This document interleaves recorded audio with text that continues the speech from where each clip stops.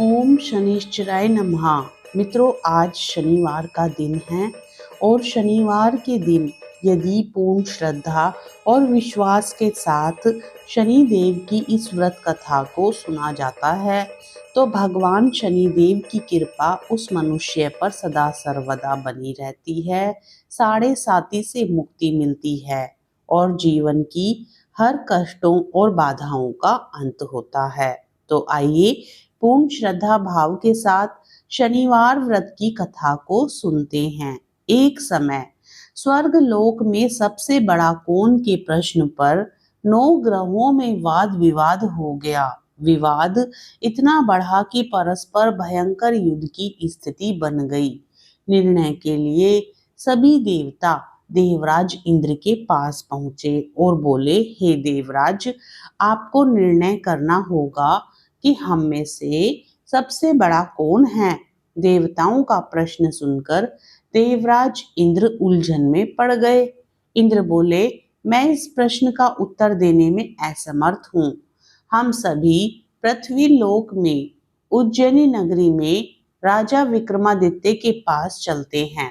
देवराज इंद्र सहित सभी ग्रह उज्जैनी नगरी पहुंचे। महल में पहुंचकर जब देवताओं ने उनसे अपना प्रश्न पूछा तो राजा विक्रमादित्य भी कुछ देर के लिए परेशान हो उठे, क्योंकि सभी देवता अपनी अपनी शक्तियों के कारण महान थे। किसी को भी छोटा या बड़ा कह देने से उनके क्रोध के भयंकर प्रकोप से हानि पहुंच सकती थी। अचानक राजा विक्रमादित्य को एक उपाय सूझा और उन्होंने विभिन्न धातुओं स्वर्ण, रजत, कांसा, ताम्र, सीसा, रांगा, जस्ता, अभ्रक व लोहे के 9 आसन बनवाए। धातुओं के गुणों के अनुसार सभी आसनों को एक दूसरे के पीछे रखवाकर उन्होंने देवताओं को अपने अपने सिंहासन पर बैठने को कहा।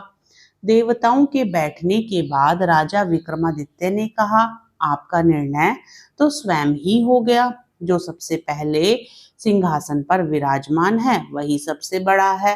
राजा विक्रमादित्य के निर्णय को सुनकर शनि देवता ने सबसे पीछे आसन पर बैठने के कारण अपने को छोटा जानकर क्रोधित होकर कहा, राजा विक्रमादित्य, तुमने मुझे सबसे पीछे बैठाकर मेरा अपमान किया है।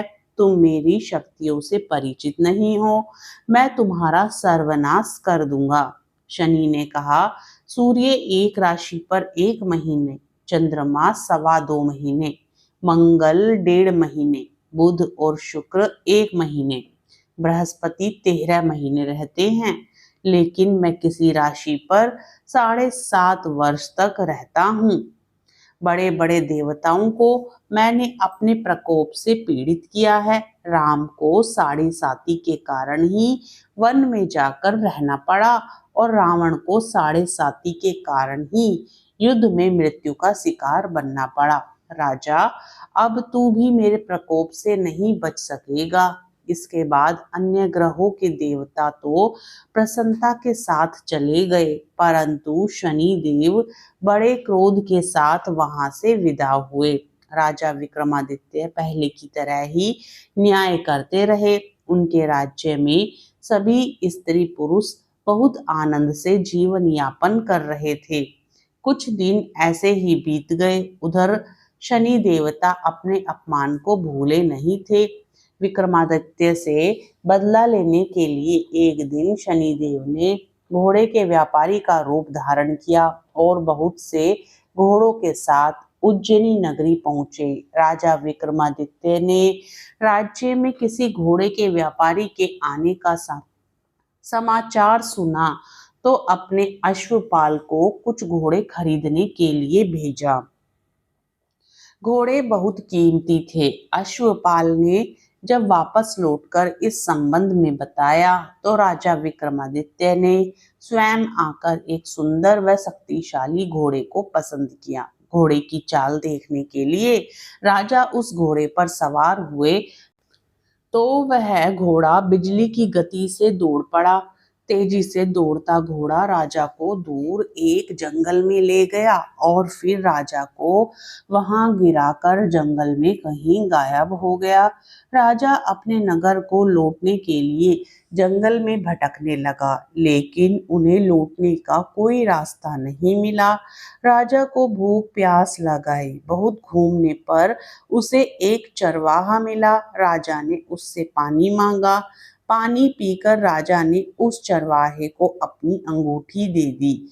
फिर उससे रास्ता पूछकर वह जंगल से निकलकर पास के नगर में पहुंचा। राजा ने एक सेठ की दुकान पर बैठकर कुछ देर आराम किया। उस सेठ ने राजा से बातचीत की तो राजा ने उसे बताया कि मैं उज्जैनी नगरी से आया हूँ। राजा के कुछ देर दुकान पर बैठने से सेठ जी की बहुत बिक्री हुई। सेठ ने राजा को बहुत भाग्यवान समझा और खुश होकर उसे अपने घर भोजन के लिए ले गया।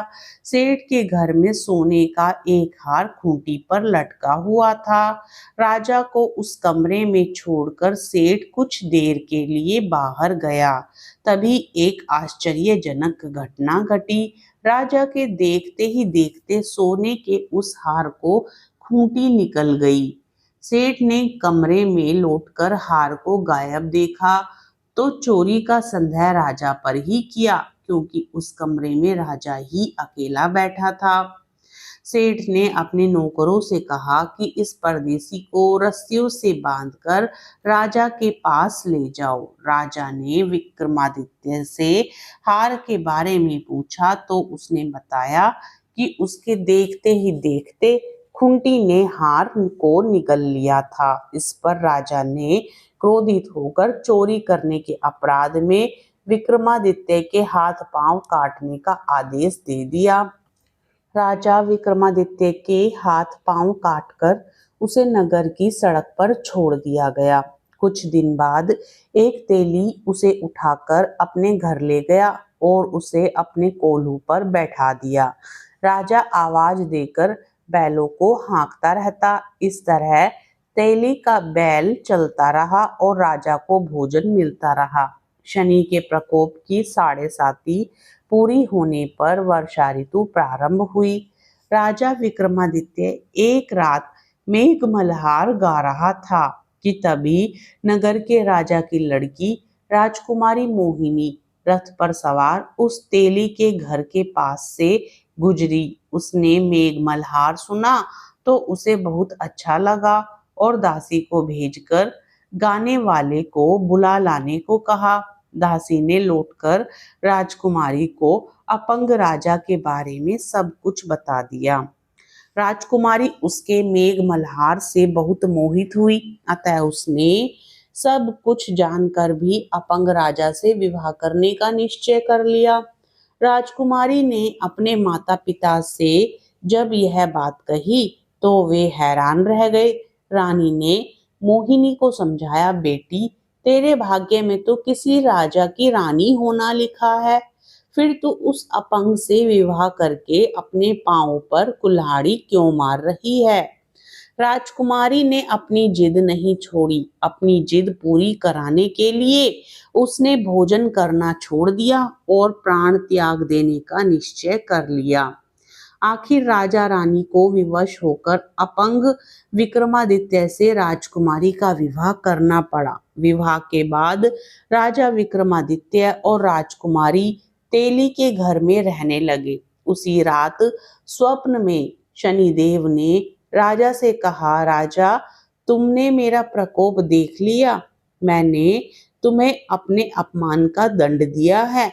राजा ने शनिदेव से क्षमा करने को कहा और प्रार्थना की, हे शनिदेव आपने जितना दुख मुझे दिया है अन्य किसी को ना देना। शनिदेव ने कुछ सोचकर कहा, राजा मैं तुम्हारी प्रार्थना स्वीकार करता हूँ। जो कोई स्त्री पुरुष मेरी पूजा करेगा, शनिवार को व्रत करके मेरी व्रत कथा सुनेगा, उस पर मेरी अनुकंपा बनी रहेगी।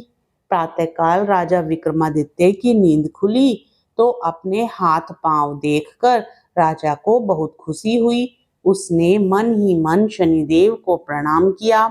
राजकुमारी भी राजा के हाथ पांव सही सलामत देखकर आश्चर्य में डूब गई। तब राजा विक्रमादित्य ने अपना परिचय देते हुए शनिदेव के प्रकोप की सारी कहानी सुनाई। सेठ को जब इस बात का पता चला तो दौड़ता हुआ तेली के घर पहुंचा और राजा के चरणों में गिरकर क्षमा मांगने लगा। राजा ने उसे क्षमा कर दिया क्योंकि यह सब तो शनिदेव के प्रकोप के कारण हुआ था। सेठ राजा को अपने घर ले गया और उसे भोजन कराया। भोजन करते समय वहां एक आश्चर्यजनक घटना घटी। सबके देखते ही देखते उस खूंटी ने हार उगल दिया। सेठ जी ने अपनी बेटी का विवाह भी राजा के साथ कर दिया और बहुत से स्वर्ण आभूषण, धन आदि देकर राजा को विदा किया। राजा विक्रमादित्य राजकुमारी मोहिनी और सेठ की बेटी के साथ उज्जैनी पहुंचे तो नगर वासियों ने हर्ष से उनका स्वागत किया। अगले दिन राजा विक्रमादित्य ने पूरे राज्य में घोषणा कराई कि शनिदेव सभी देवों में सर्वश्रेष्ठ हैं। प्रत्येक स्त्री पुरुष शनिवार को उनका व्रत करे और व्रत कथा अवश्य सुने। राजा विक्रमादित्य की घोषणा से शनिदेव बहुत प्रसन्न हुए। शनिवार का व्रत करने और व्रत कथा सुनने के कारण सभी लोगों की मनोकामनाएं भगवान शनिदेव की अनुकंपा से पूरी होने लगी। सभी लोग आनंद पूर्वक रहने लगे। प्रेम से बोलिए शनिदेव भगवान की जय। जय शनिदेव।